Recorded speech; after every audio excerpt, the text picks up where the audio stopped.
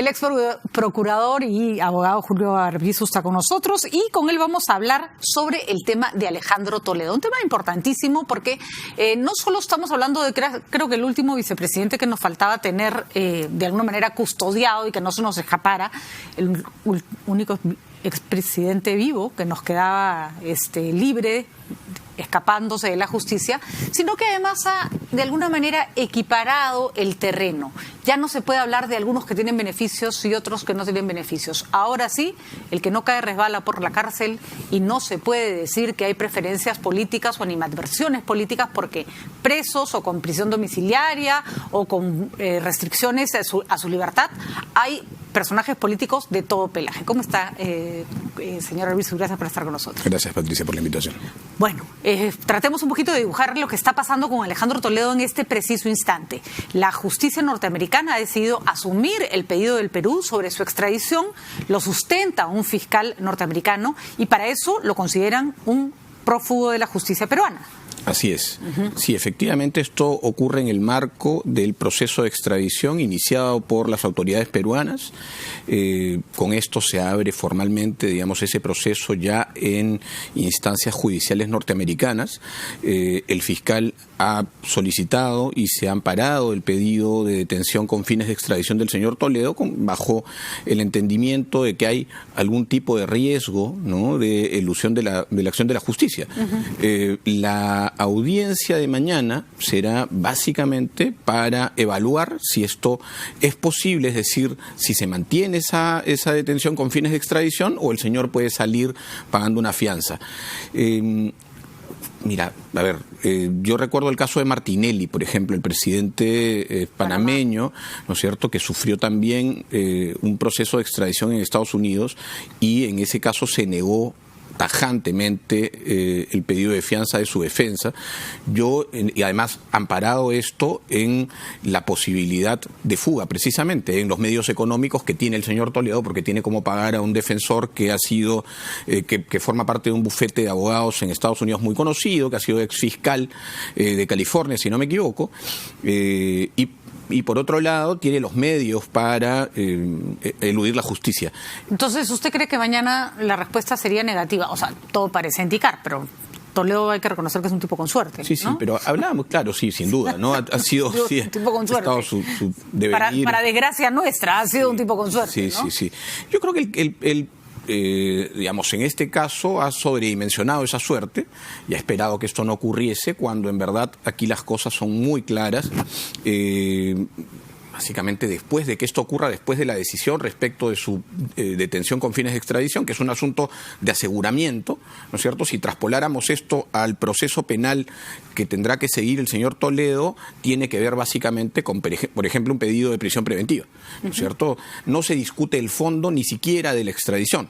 O sea, mañana no se discute el fondo, no se discuten los delitos por los que está imputado, sino básicamente el peligro. ¿Se queda preso? Si se queda preso o no, en virtud al peligro de fuga y a los elementos que puedan ayudarlo precisamente a fugar. Ahora, ahí hay algo que señalaba, no me acuerdo con qué abogado que conversábamos, que me parecía un punto importante. Escape Aprieta, me parece que fue el doctor que nos dio esta idea, y es: no es normal que te den derecho a pagar una fianza cuando saben que el dinero del que podría salir de esa fianza es producto de la corrupción o del lavado de activos. Porque claro, ¿de dónde va a sacarla? Porque la fianza probablemente vaya a ser altísima, como lo suele ser en Estados Unidos. Toledo no tiene pues la plata debajo de la almohada, ¿no? En algún momento tiene que echar mano de los recursos que seguro todavía no hemos sido capaces de encontrarle o incautarle, ¿no? Absolutamente. La fianza tiene, o sea, además expresa la posibilidad de arraigar al sujeto, ¿no es cierto?, porque la fianza le va a ser devuelta eventualmente después. No, en este caso se van a evaluar además una serie de situaciones distintas que tienen que ver, por ejemplo, con su cercanía. O sea, el señor tiene una esposa que tiene familiares en distintas partes del mundo, digamos, por confesión propia, el señor Toledo es casi un ciudadano del mundo, ¿no?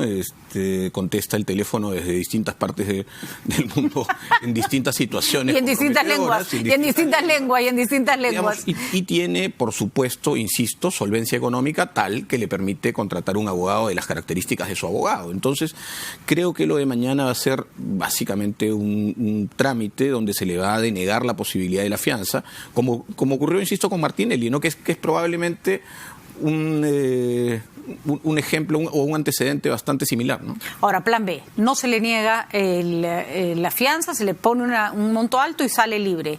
¿Pone en riesgo la extradición? Bueno, la pone en riesgo en la medida en que el señor Toledo libre, y sabemos que además tiene una vocación por la ilusión, una vocación por cuidar su libertad, digamos. Por el escapismo, el escapismo. Claro, ya a falta de García, hoy probablemente Toledo sea quien más mejor encarna esa vocación. Pero digamos, yo dificulto muchísimo que Estados Unidos pueda arriesgarse, porque en este caso, si Toledo escapa una vez que pague la fianza y pueda estar en libertad, arraigado únicamente por el pago de la fianza, Estados Unidos arriesgue, ¿no?, que este señor se fugue, porque será responsabilidad exclusiva de las autoridades de Estados Unidos. O sea, eso me parece que es prácticamente imposible. Prácticamente imposible. Preguntas sobre lo que pasó con Alejandro Toledo. Usted ha sido procurador anticorrupción. Hay mucha burla de los que no apoyaron a Toledo, especialmente los fujimoristas, diciendo, ya ven, acá hay que decirlo con claridad.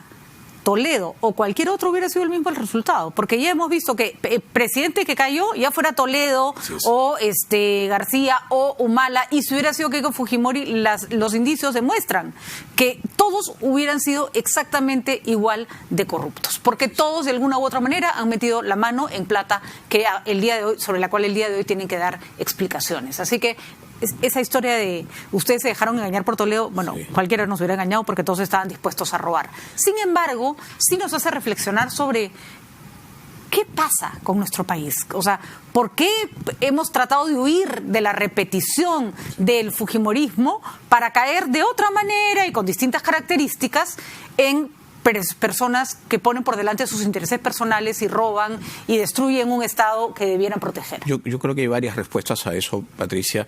Lo primero que habría que decir es que, recuerdo hace 2 o 3 días me llamaron de CNN para preguntarme más o menos lo mismo, en el sentido de, dándole la vuelta a esto, bueno, ustedes tienen una justicia eficaz, ¿no es cierto?, que puede arraigar o condenar o procesar, investigar a 5 expresidentes, cosa que no ocurre en ninguno de los otros países de la región, donde hay además demandas de apertura de investigaciones que no ocurren, o de arraigos que tampoco ocurren. Entonces, claro, eso nos pone en 2 situaciones completamente distintas. Una, que sí, efectivamente hay una porción del sistema de justicia peruana que está funcionando. Bueno, además tuvimos un Fujimori, ¿no? Y yo creo que con eso nadie está evaluando cuánto nos preparó eso para lo que vino, ¿no? Pero por otro, claro, también nos pone frente al altísimo grado de vulnerabilidad de las altas esferas de la política peruana. Pero yo no entiendo, Julio, porque lo que pasó con Fujimori, siendo un hombre poderosísimo, ojo, ninguno de los que están procesados ahorita tiene ni tendrá nunca la popularidad que tuvo Fujimori, incluso cuando se le estaba juzgando. ¿Cómo pueden seguir robando? O sea, la pregunta es, pero... ¿Sabes qué pasa? Y creo que alguna vez lo conversamos hace mucho tiempo, cuando todavía era procurador, y me preguntaba sobre la organización criminal de Fujimori y Montesinos, y yo te decía, claro, aquí en ese caso hubo una sola organización criminal que capturó el Estado desde adentro, que puso a sus piezas en todas las instituciones, en los espacios de decisión de políticas públicas, y era una sola organización que fue desmontada una vez que el subsistema dio resultados, dio frutos. Ahora no hay una organización, son múltiples organizaciones, son núcleos segmentados de corrupción que se aprovechan de las secuelas que dejó ese fujimorismo no derrotado. Es decir, el fujimorismo derrotado como organización, listo, pero lo que dejó, las posibilidades de urdir, conexiones entre organizaciones, eso lo dejó el fujimorismo. Y eso es lo que, y yo creo que hace falta entender este nuevo tipo de corrupción. De alguna manera viene siendo entendida en la medida, por ejemplo, de una serie de modificaciones a las normas. Antes teníamos, por ejemplo, la ley de colaboración eficaz, que impedía que un cabecilla, tú recordarás, se pudiese acoger a la colaboración eficaz. Ahora ya Hoy día sí se puede. Así es. ¿Sabes por qué se puede? Porque ese cabecilla, en el contexto de una multiplicidad de organizaciones criminales, ese cabecilla puede hablar de otra organización. Y además puede desarmar una cosa que es más complicado que cogerte a la cabeza, y es coger la base que a veces no se desarma. Así es. ¿No? Porque todas estas organizaciones se montan sobre sistemas que saben perfectamente cómo funciona la corrupción y que pasan gobierno tras gobierno, ¿no? Claro, y además que puede dar cuenta del despliegue delictivo de la organización, cosa que es muy importante, porque además del derecho a la verdad necesitamos saber cuál es la participación general de estas organizaciones. Entonces, claro, yo creo que nos hemos dado cuenta parcialmente de la diferencia de la corrupción de hoy respecto de la corrupción del fujimorismo, pero en mucho todavía somos tributarios de ese sistema. Discrepo en un punto. Ahora justo va a venir Mauricio Novoa, historiador, para hablar de la historia de la corrupción en el Perú, pero en un punto discrepo. Es verdad que el fujimorismo instrumentalizó la capacidad para corromper todo el Estado, pero recuerde que veníamos de García.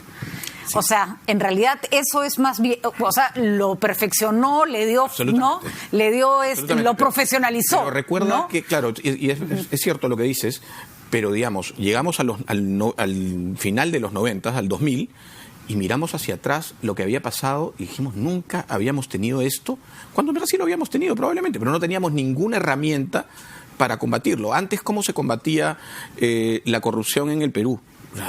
Eran básicamente delitos individualizados. Así es, y se agarraba el último de la fila, y por ¿no? supuesto, o incluso al presidente, pero en un contexto absolutamente individual, sin mirar el bosque.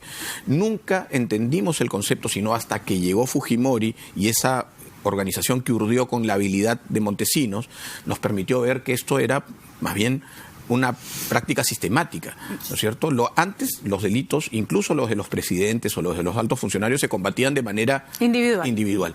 Entonces esto, y hoy, a diferencia de antes de Fujimori, durante Fujimori, hoy tenemos una multiplicidad de otra vez hemos pasado mucho más difícil, es mucho más compleja. Es curioso, ¿no? La capacidad de sistematización que tuvo el fujimorismo para lo bueno, hay que decirlo, porque, por ejemplo, para muchos aspectos del manejo del Estado lo hicieron bien, pero también con la misma estructura, chanconería, determinación, sí, lo hicieron para lo malo. Es una cosa, pero de locos. Y además, que me perdonen los fujimoristas, no quiero acá herir susceptibilidades ni ofender a nadie, aunque es inevitable, hasta para los aportes de campaña, los que hicieron un sistema perfecto de pitufeo, ¿no? Fueron los fujimoristas, por eso están metidos en el lío más que nadie, ¿no?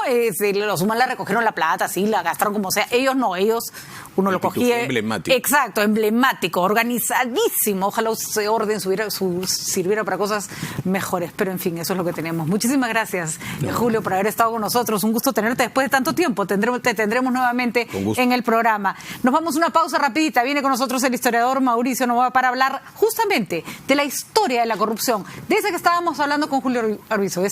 ¿Es nueva? ¿Desde cuándo viene? ¿Es una herencia colonial? Creo que si nos remontamos al pasado nos vamos a deprimir, pero vamos, hay que saber de dónde venimos para saber a dónde vamos. Ya volvemos.